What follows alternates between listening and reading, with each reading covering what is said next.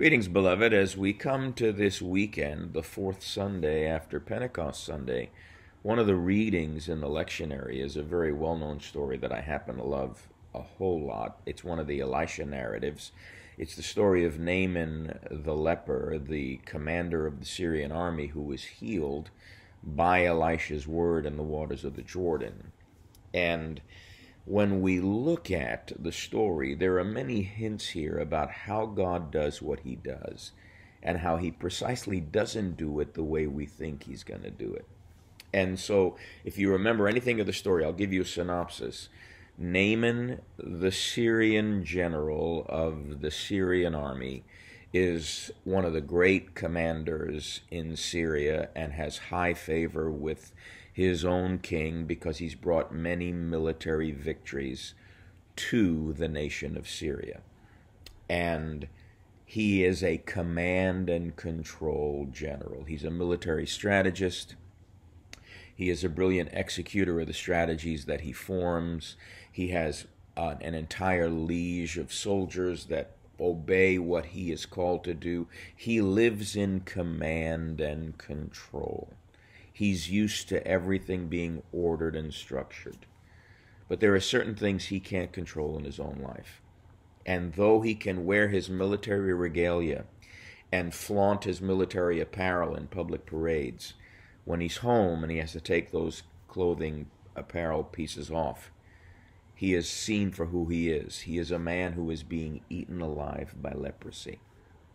In one of his conquests, one of his military conquests against Israel, because these are enemies of Israel, and this makes the story even more fascinating, that this is an enemy of Israel.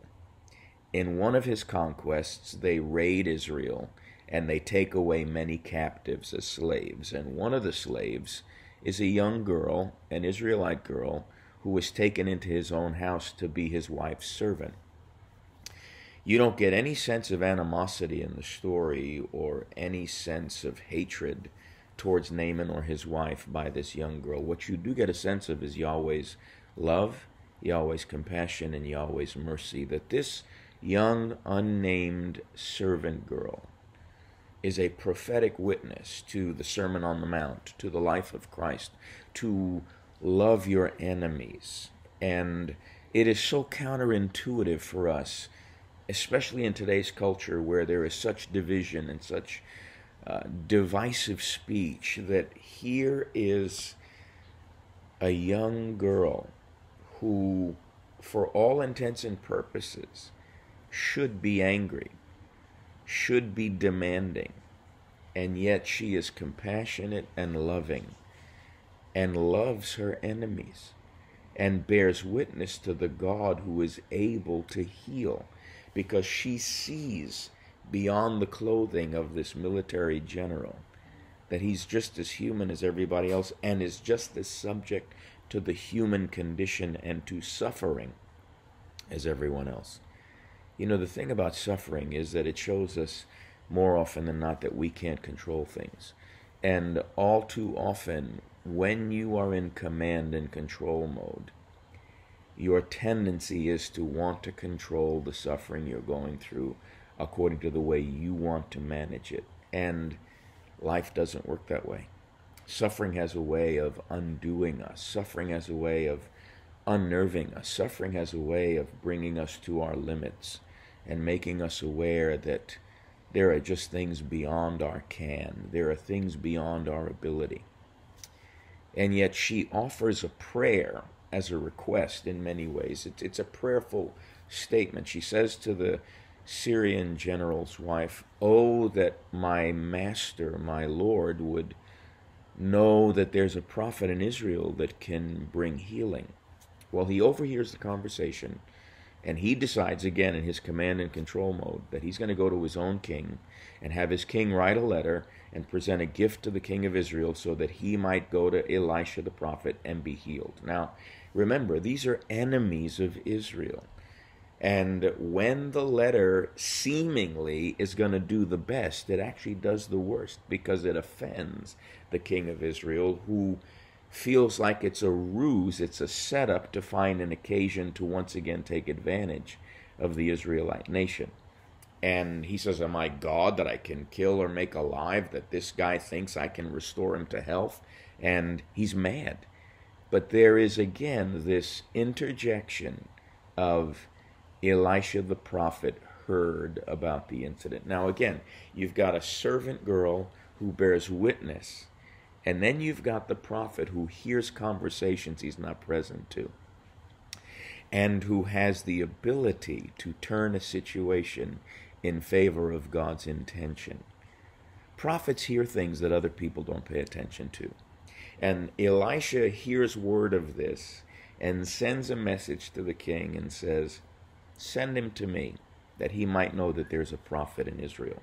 And when Elisha says that he might know that there is a prophet in Israel, this is equal to that he might know that the Lord is God and there is none other. Very much like the declaration of the scriptures in the Pentateuch, where God makes it clear that through Moses that Egypt might know, that Pharaoh might know that the Lord is God and there is none other. So to know the prophet is to know Yahweh, and that Yahweh is, through the prophet, the mouth of the Lord, going to establish all things that God intends to do by his care and by his determination, that are under his hand.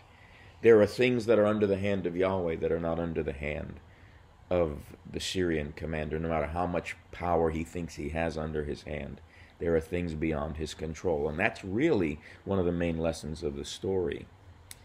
And sure enough, Elisha is allowed by the king to get word to the Syrian commander and the Syrian king. And so Naaman loads up his chariots and his horses, and he heads over to Elisha's territory. And he gets right outside Elisha's door. And again, he is upset because Elisha refuses to come out of the door to meet the command and control general. We have these expectations that God will continually offend in order to bring us to a place of humility and brokenness. Elisha sends his servant out, and in sending out his servant says, my master says that you're to dip in the Jordan 7 times and you'll be healed. And Naaman gets offended, and he storms away and is headed back home because he says the 2 rivers in my nation are cleaner and purer than that dirty Jordan.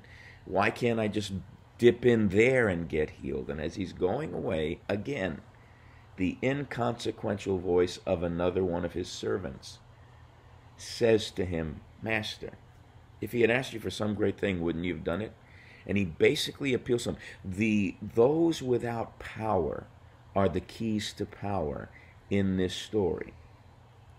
The servant girl that is taken captive from Israel, the servant of Elisha, and Elisha really has no power other than what the Lord gives him, and he only shows up when God tells him to show up. And the entire thing is a lesson in the relinquishing of control and the need to realize that God moves in ways that exceed our dictates and the way in which we think he should, ought, or must move. And so at the prompting of the offense that the general took, the servant says, had he not asked you to do some great thing, wouldn't you have done it? And so he goes back and he dips 7 times in the baptismal waters of the muddy Jordan River. There's so much there we could unpack. But he dips 7 times in that water, and it's a type of a baptism. And in that 7 dips, he is cleansed totally, and his flesh is restored like the flesh of a child.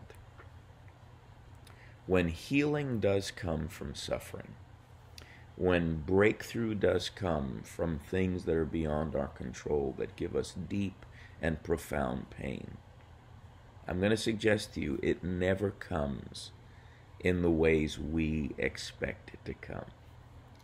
It always comes in the way of weakness. It always comes in the way of submission. It always comes in the way of relinquishing.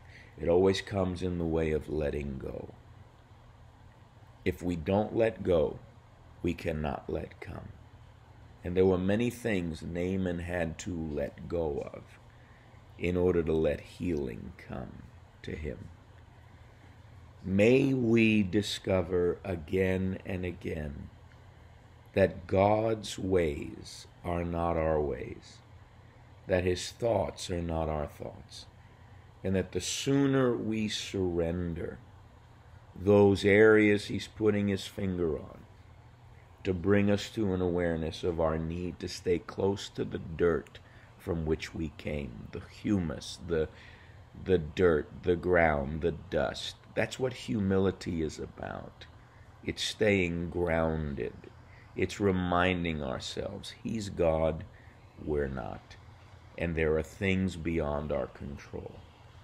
And we never realize how much we are committed to commanding and controlling until we encounter things where we suffer and it's beyond our control to control.